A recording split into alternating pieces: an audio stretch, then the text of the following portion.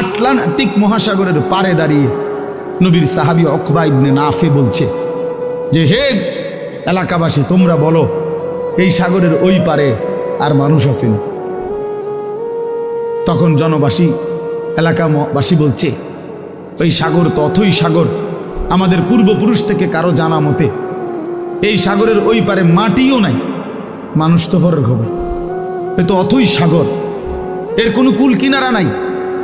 হযরত উকবা ইবনে নাফে 22 বছর বয়স্ক সাহাবী, পুরো আফ্রিকা বিজয় করে এই আটলান্টিক মহাসাগরের পারে দাঁড়িয়ে নিজের ঘোড়ার 2 পাও ভিজাইছে, ঘোড়ার পাও সাগরের পানিতে ভিজাইয়া এরপরে আল্লাহকে বলছে, আল্লাহ তোমার বান্দারা সাক্ষী দিছে সাগরের ওই পারে নাকি কোনো মানুষ নাই, এই জন্য আমি থেমে গেলাম।